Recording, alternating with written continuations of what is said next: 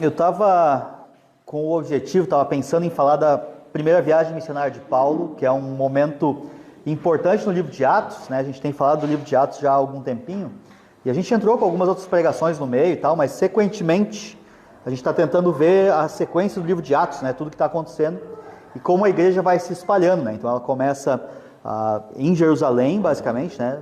E aí se expande para Samaria, se expande para a região toda, né? Judéia, Samaria e até os confins da terra. A gente sabe que isso vai acontecer ao longo do livro de Atos, e no capítulo 13 marca isso. Obrigado. No capítulo 13 é bem marcante, né, a forma como a igreja ela começa a se expandir para outros lugares, principalmente através dessa viagem, essa primeira viagem de Paulo. Mas tem eventos anteriores que acontecem que possibilitam que a igreja vá se espalhar.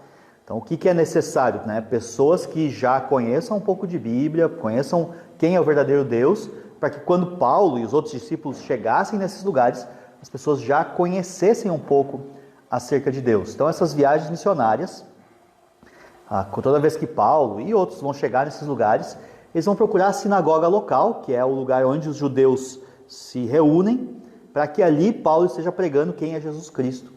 E ele começa falando sempre, né, acerca do passado que aconteceu para que chegasse em Jesus Cristo, né? Jesus Cristo não é um ponto solto na história, mas ele é o ponto alto da história.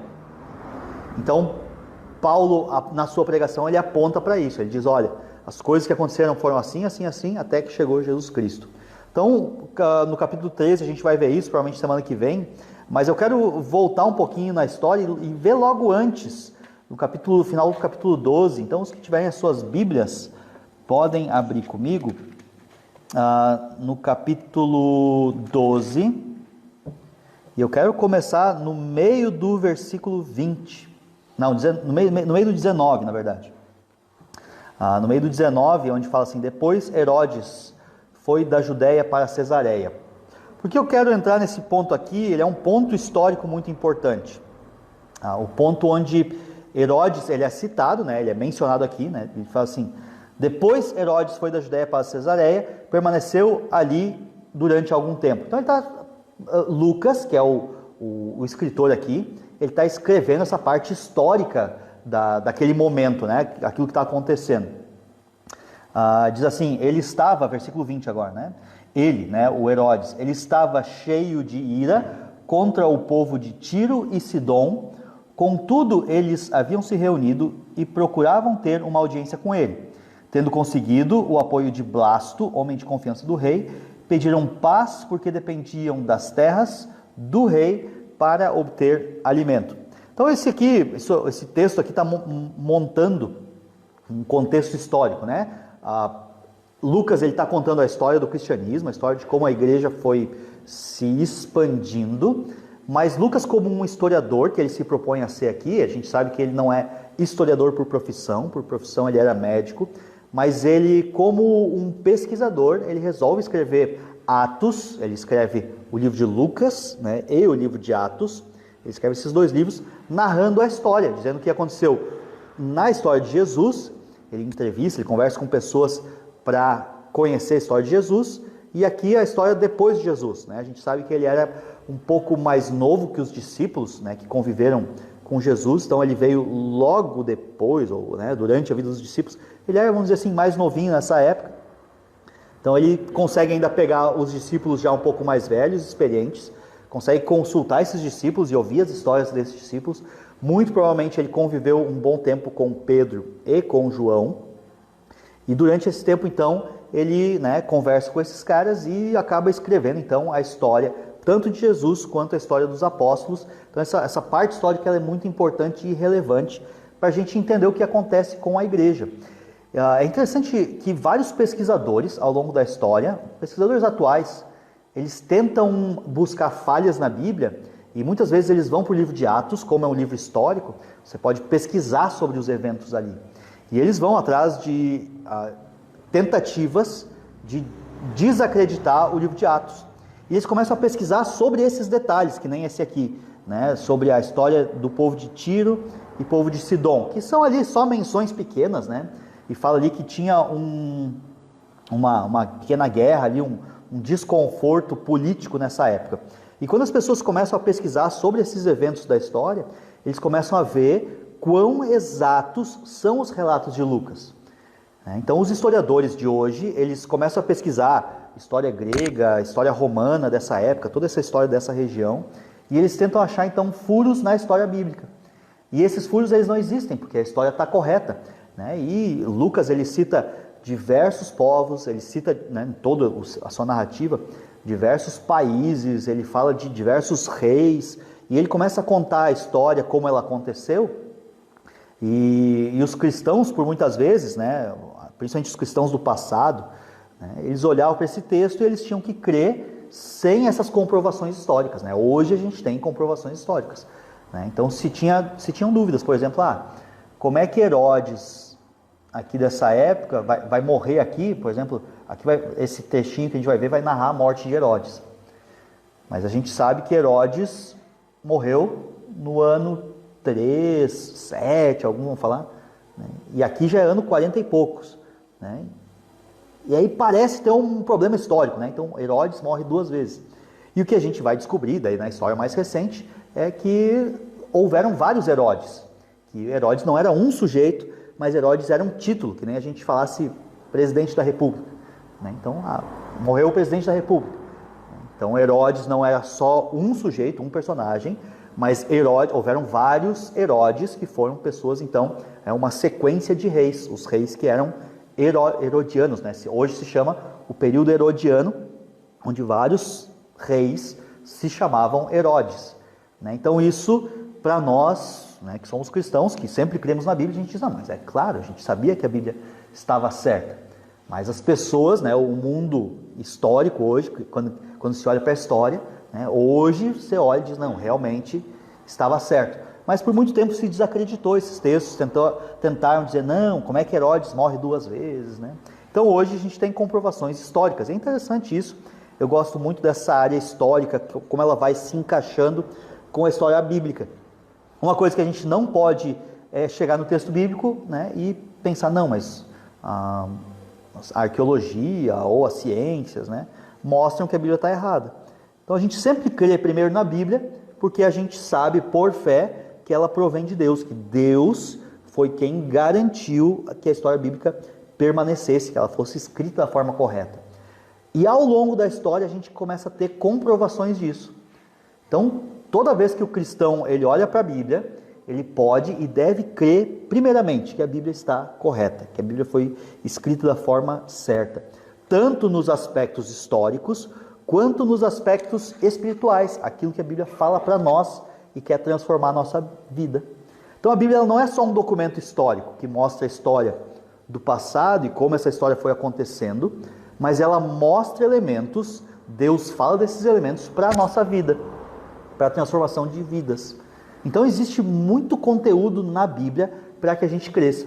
Então uma das coisas que a gente tem feito, e é uma iniciativa nossa como família, a gente tem ensinado a história do mundo para os nossos filhos através da cronologia bíblica, né?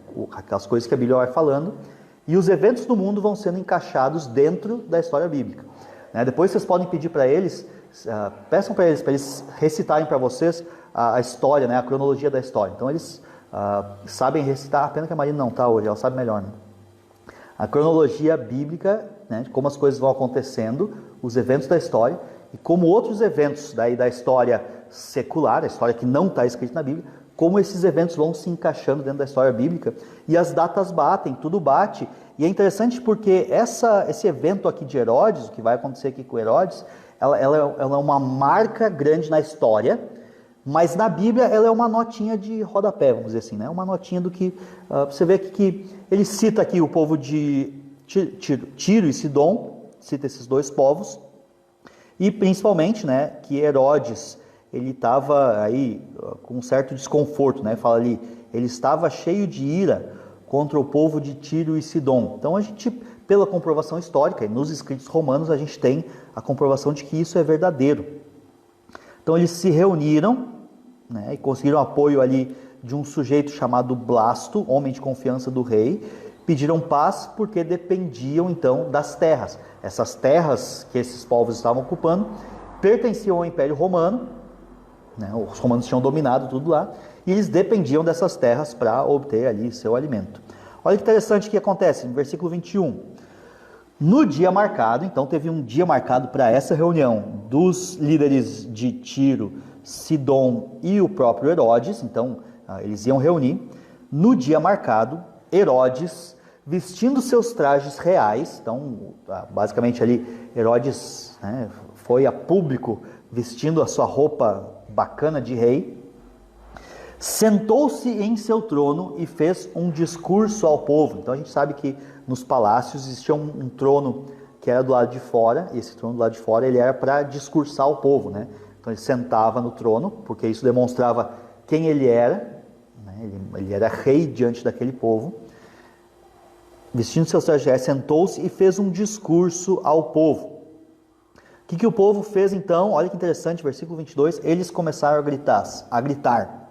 O povo, né, começou a gritar: é voz de Deus e não de homem. Eles começaram a glorificar a Herodes como se Herodes fosse um deus. Você já viu isso? Um povo que idolatra um sujeito, um personagem? Né? A gente tem um pouco disso hoje na nossa política, né? As pessoas normalmente não chamam de Deus, mas tratam como se fosse Deus, assim, né? É interessante que os sujeitos que aparecem hoje, né, seja a gente tem ali muito, né, Lula, Bolsonaro, esses caras principais. Nos outros estados tem muito os governadores. A gente aqui não dá muita bola para os nossos governadores, não é muito do Rio Grande do Sul que fazer isso, né? Mas você vai para os outros estados, você tem lá o Sarney da vida, esses caras assim, né? São tratados às vezes como deuses, né, nessas regiões. E é algo bem semelhante aqui acontece lá no passado. Eles dizem: é voz de Deus e não de homem. Esse cara parece que ele está falando, mas parece que eu estou escutando um Deus e não um homem. O que Herodes fez? Não glorificou a Deus, diz assim o versículo 23. Visto que, ou então que Herodes não glorificou a Deus, imediatamente um anjo do Senhor o feriu e ele morreu comido por vermes. Essa é a história, é o que acontece. Então Herodes, ao invés de dizer: não, eu não sou Deus, parem de falar isso, ele recebeu essa glória, que não deveria ser dele, recebeu a glória de Deus, e isso fez então com que ele morresse. E aqui existe uma explicação espiritual do que aconteceu.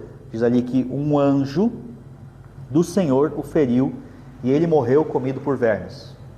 Ou seja, morreu de dentro para fora. Para nós é um pouco estranho, e aí a gente vai para as fontes externas, porque a gente tem isso aqui na Bíblia, isso é o que está escrito, que chegou para nós através de Lucas, mas existem alguns escritos bem interessantes. Existe um livro chamado Antiguidades Judaicas, onde o autor lá é Flávio Josefo. Flávio Josefo foi um historiador mais ou menos desse período, e Flávio Josefo escreveu sobre esse mesmo evento, porque como esse evento, né, para nós cristãos, ele é uma nota aqui de rodapé, aconteceu isso, beleza. Mas para os romanos isso foi um grande evento, foi um rei, ou pelo menos um grande governador sobre uma região, sobre toda a Judéia, ele morreu de repente. O rei que estava lá, tudo bem, tudo certo com ele, foi intervir lá numa guerra, né, as pessoas glorificaram a ele e ele morreu.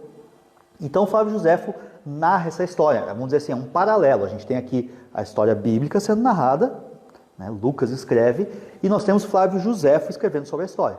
A gente, como eu disse, a gente confia mais no que Lucas falou do que no que Flávio Josefo falou.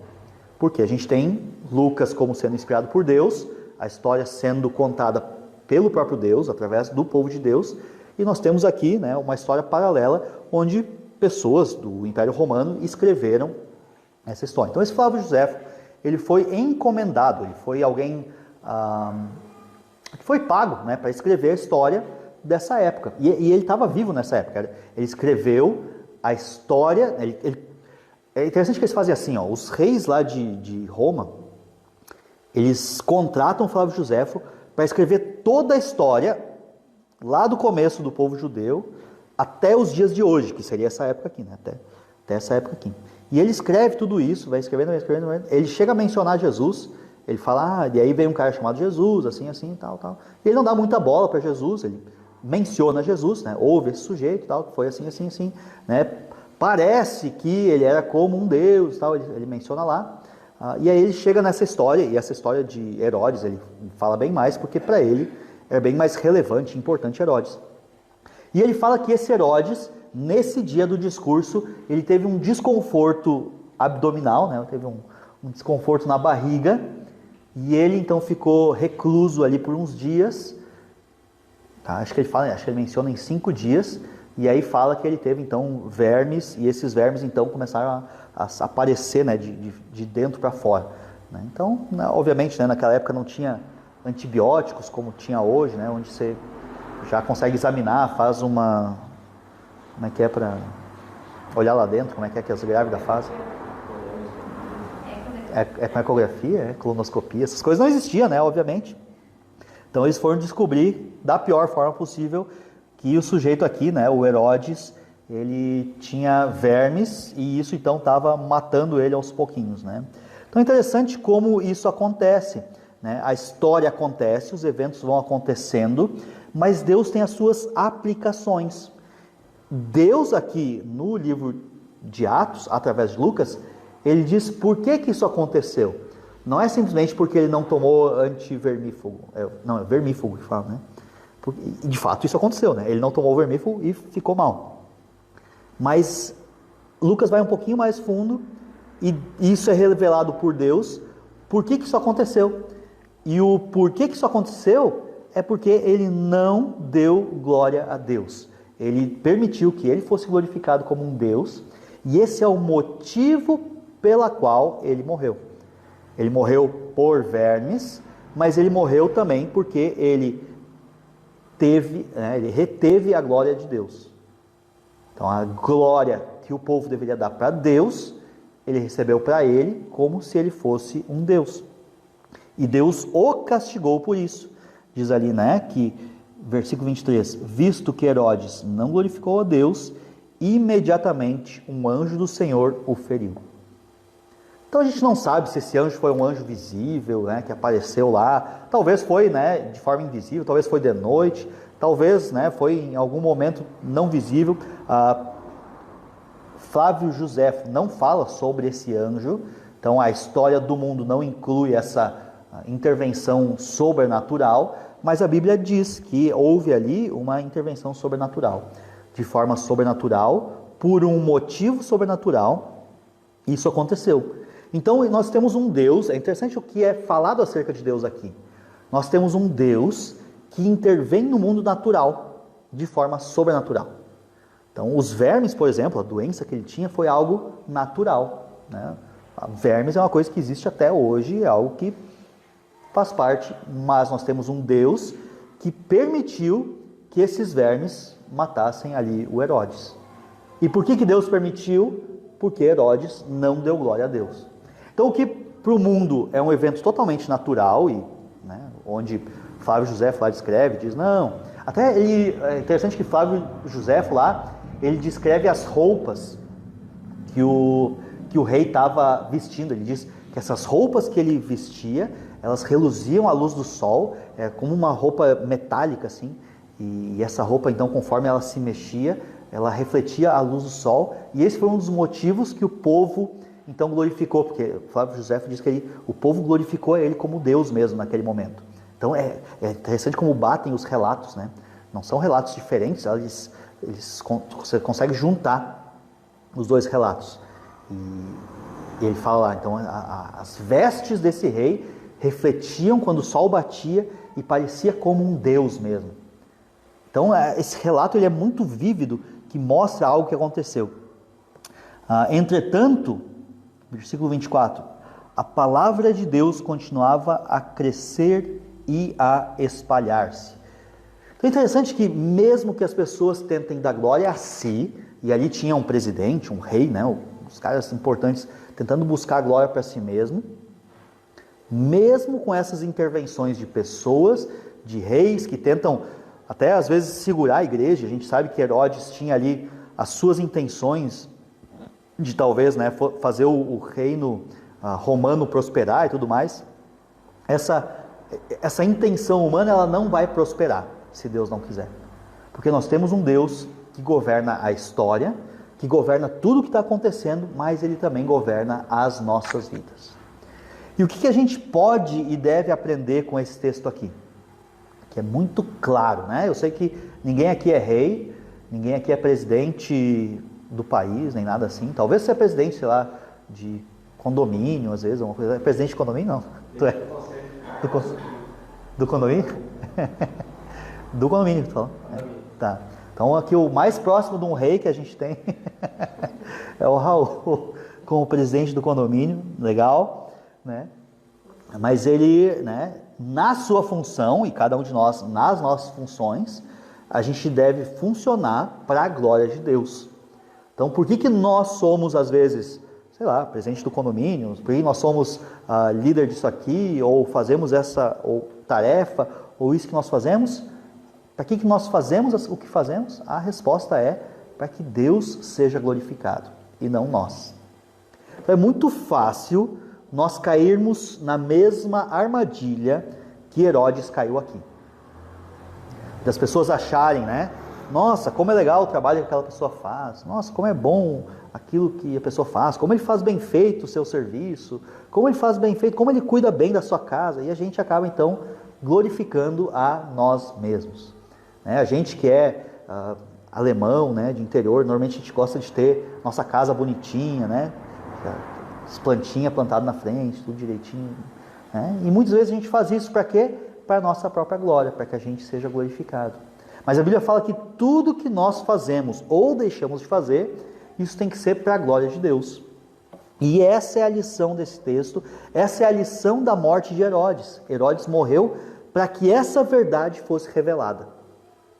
A verdade de que Deus intervém, inclusive na história, mas Ele intervém principalmente para que Ele seja glorificado.